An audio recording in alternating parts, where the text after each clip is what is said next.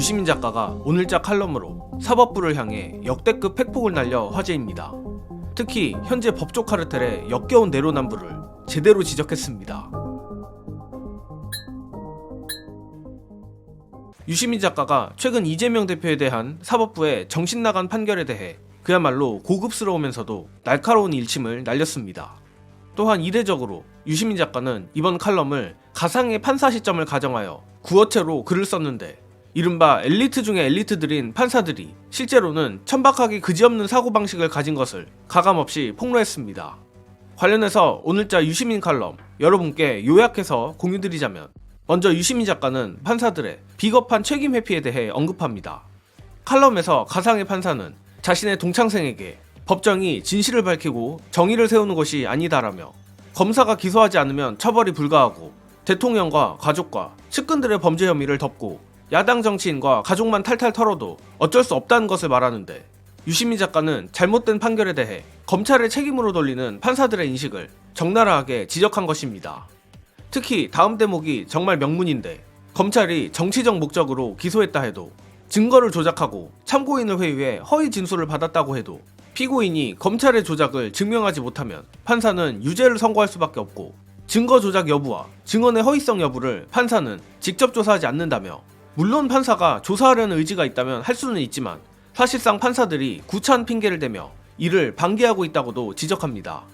그리고 유시민 작가는 판사들의 지독하고 역겨운 선민의식에 대해서도 일갈을 날렸습니다.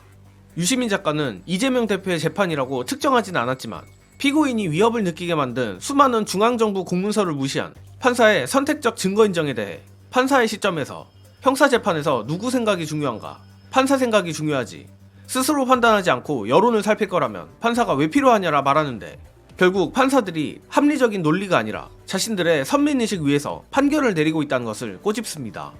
또한 유시민 작가는 이어서 판사들의 반헌법적 일탈에 대해서도 말합니다. 이 대목은 전문 그대로 공유드리겠습니다. 법정에 나온 증거의 의미와 가치를 해석하고 평가할 권한은 온전히 판사의 것이야.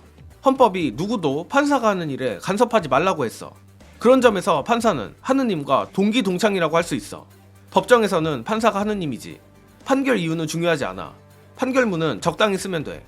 검사가 내세운 증거만 채택하고 검사의 논리를 인용하면 돼. 나한테는 그럴 권한이 있어. 판사들이 대개 나하고 비슷하니까 상급심에서 엎어지는 일은 없을 거야. 특이한 판사도 덜어 있지만 많진 않아.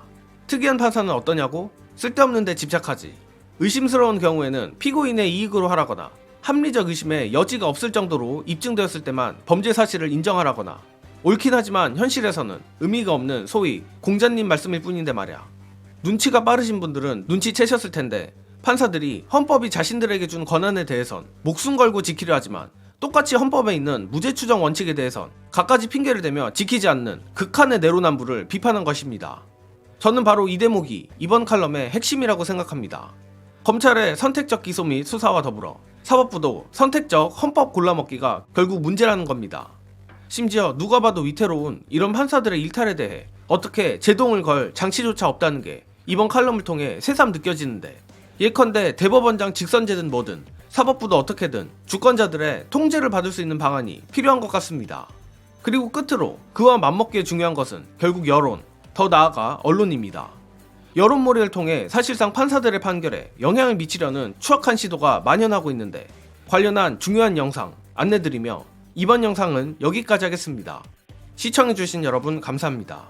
이재명 재판부, 검찰, 법에서 정한 대로 하라. 이번에 판결 난 이 재판인데, 처음에 재판부에서 야 니네 뭐하냐 검찰? 공소장에도 없는 거 가지고 이렇게 하고 막 야단치고 막 그랬다고. 그 사람이 강규태 판사인데 관뒀어요. 왜 관뒀냐? 이 양반이 호남 출신이거든. 서울대가 아니야. 호남 출신의 서울대가 아닌데 재판하면서 검사들한테 막 뭐라 그랬다고. 니네 이따구로 하면 안 된다고 막 뭐라 그러니까 여론을 만들어가지고 조중동을 비롯해서 이재명한테 유리하게 판단하려고 저게 이렇게 막 된 거예요. 이 사람이 너무 스트레스 받은 거 거기에 대해서. 이 강규태 판사가 단톡방에 쓰기도 했어. 나는 지난번에 종부세도 엄청 많이 냈는데 그거는 짜증난다는 거잖아요. 민주당 지지자가 아니라는 그렇죠. 얘기잖아. 네. 근데 내가 호남 출신이라고 왜 이렇게 내가 욕을 얻어먹어야 되느냐. 그렇게 말하면서 이 재판이 증거도 엄청 많고 증인도 엄청 많아서 절대로 총선 전에 못 끝내는데 다들 내 출신은 갖고 뭐라 그런다. 한국 사표낸 거예요. 그리고 들어온 게 이번 한상진 판사입니다. 그러면 누가 한상진 여기 보냈을까? 한상진 오자마자 저는 고향이랑 학력부터 봤어. 딱 서울대야. 아 그럼 이것이 정해준 수준이구나. 이런 어처구니 없는 판결이 나는 겁니다.